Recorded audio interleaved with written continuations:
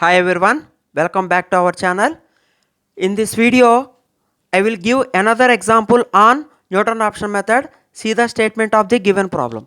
Apply Newton Raphson method to estimate a positive real root of the equation x into e power x is equal to cos x. You are all know that given equation is a transcendental equation. We are going to find out a positive real root of this equation by using Newton Raphson method. See. As usually, let us represent the given equation with f of x. You can write given equation as x into e power x. Take this term to left hand side, you will get minus cos x is equal to 0. Take it equation number 1. So, in case of Newton Raphson method, we need f dash of x value. So, find out f dash of x. Here also first two terms are in product. So, which is x into e power x, you should apply UV rule for finding the derivative.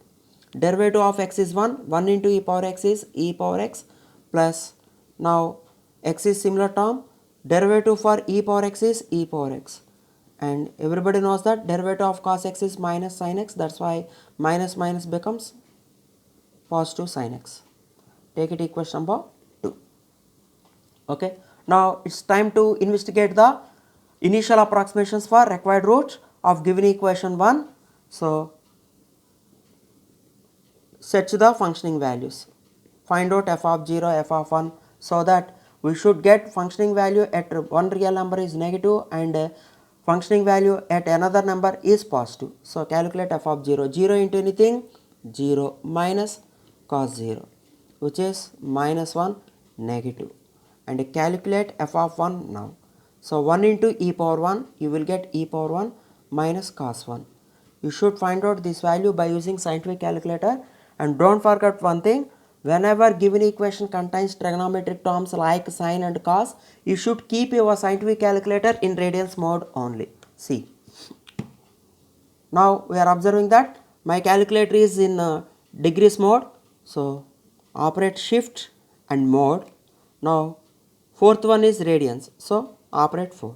Now my calc is in radians mode. See the value of e power 1 minus cos 1 now. For e power 1, operate shift ln power 1. Okay, minus sine of, sorry, it is cos of 1.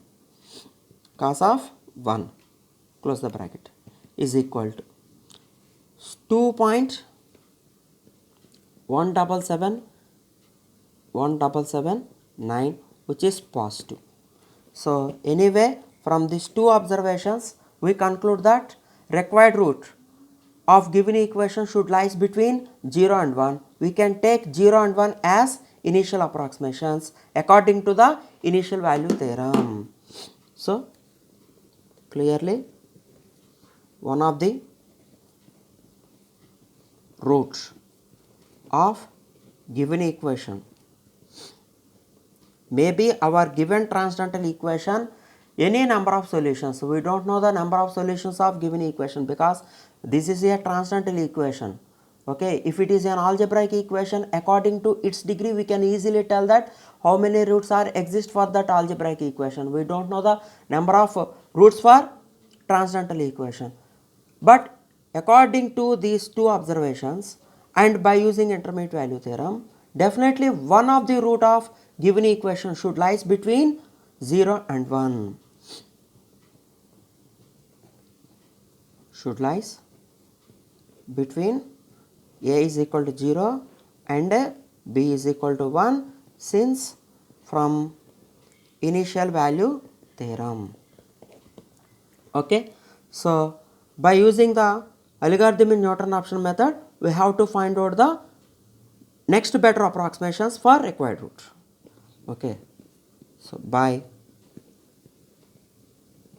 Newton Raphson method,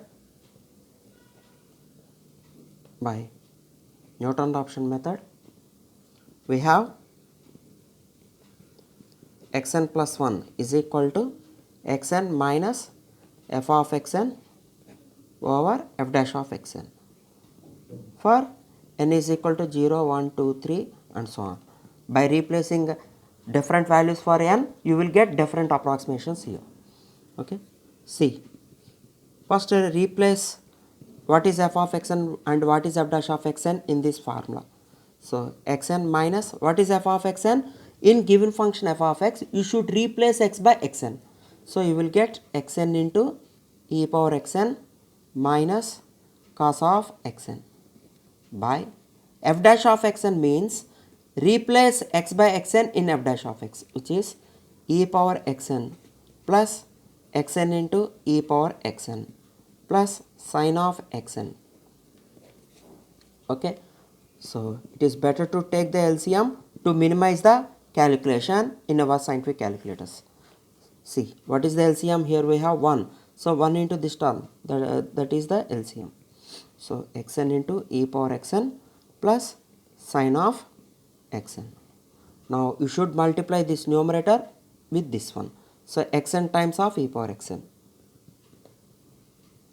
plus xn into xn square into e power xn plus xn times of sin of xn and split this numerator minus of xn into e power xn minus of minus plus cos of xn. We are observing that this is plus xn e power xn and this is minus xn e power xn. That's why they are getting cancelled. So remaining term is xn plus 1 is equal to xn square into e power xn plus xn into sin of xn plus the remaining term in the numerator is cos of xn by e power xn plus xn times of e power xn plus sin of xn. Okay, it is better to one more step. Xn plus 1 is equal to xn square into e power xn xn times of sin of xn plus cos of xn, which is the numerator. We are observing that in the denominator first two terms are have similar term, which is e power xn. So take common outside from the first two parts. So you will get 1 plus xn plus sin of xn. Okay, this is algorithm for given problem. Okay, so in this equation number A, by putting n is equal to 0, you will get first approximation. Okay, and replace n is equal to 1, you will get next approximation, which is x2. So we continue the procedure till to get two successive approximations are equal. See the first approximation. Okay,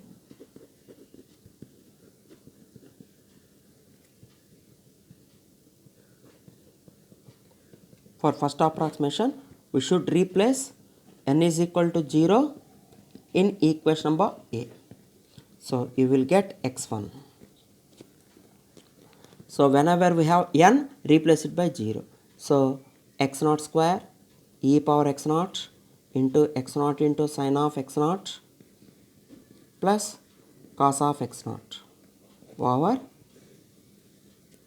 e power x0 times of 1 plus x0 plus sin of x0. Okay, so let us start with x0 is equal to a plus b by 2. So what is a? Initial approximations. Already we got the initial approximations as 0 and 1. So 0 plus 1 by 2. So 1 by 2 is nothing but 0.5. You can start the starting approximation x0 as 0.5. So x1 is equal to, you must take x0 as 0, otherwise you can take x0 as 1, no problem. Okay, but in my opinion it is better to start x0 with 0.5. So 0.5 whole square, so e power 0.5 plus 0.5 times of sin of 0.5. Whenever we have x0, replace it by 0.5 plus cos of x0. Cos of x0 means cos of 0.5. See, so e power 0.5 times of 1 plus 0.5 plus sin of 0.5. Okay, see the calculation in our scientific calculator. So take this symbol. So 0.5 square times of shift ln, which is e power 0.5, plus 0.5 times of sine of 0.5, close the bracket, plus cos of 0.5. Don't forget to close the bracket here. So numerator is completed. Now it's time for denominator. So shift ln, whenever we want to calculate e power something, you should operate a shift ln. Okay, automatically e power something is display in our scientific calculator. Now type 0.5 here, plus, sorry, this is not plus, whole into 1 plus 0.5, close the bracket, plus sine of 0.5 is equal to, so it is 0.5180, 0.5180. Now take side heading second approximation. Put n is equal to 1 in capital F for second approximation. So you will get x2 as x1 square. By putting n is equal to 0, you are getting x0. So by putting n is equal to 1, you will get x1 square. See this equation number A. In this one, we are replacing n is equal to 1. That's why. So x1 square into e power x1 plus x1 times of sine of x1 plus cos of x1 whole by e power x1 times of 1 plus x1 plus sine of x1. Okay. Now replace the value of x1, which is 0.5180, which is got in previous approximation. So 0.5180 whole square e power 0.5180 plus 0.5180 times of sine of 0.5180 plus cos of 0.5180. So numerator is completed.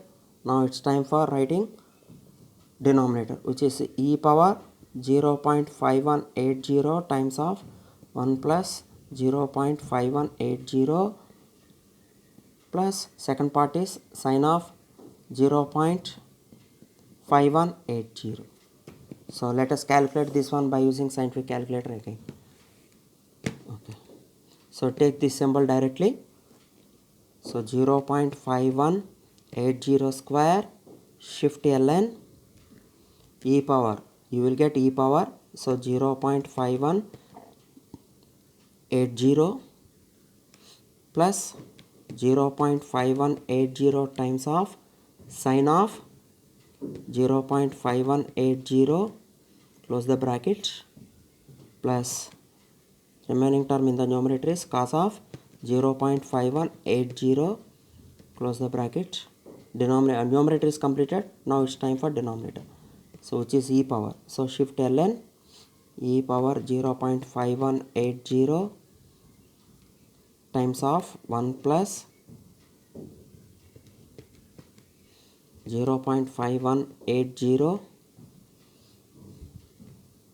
plus sine of 0.5180, close the bracket. See, you will get 0.5177. This is the second approximation, and don't forget one thing, all approximations should lies between 0 and 1 only, because initially our required root lies between 0 and 1 only. Okay. Now take third approximation. So we have to continue this procedure till to get two successive approximations are equal. Put n is equal to 2 in capital A. You will get x suffix 2 plus 1, which is x3. In this case, see the previous approximation. Whenever we have x1, you will get x2. So what is x2 value? 0.5177 whole square into e power 0.5177 plus 0.5177 times of sine of 0.5177 plus cos of 0.5177 over denominator.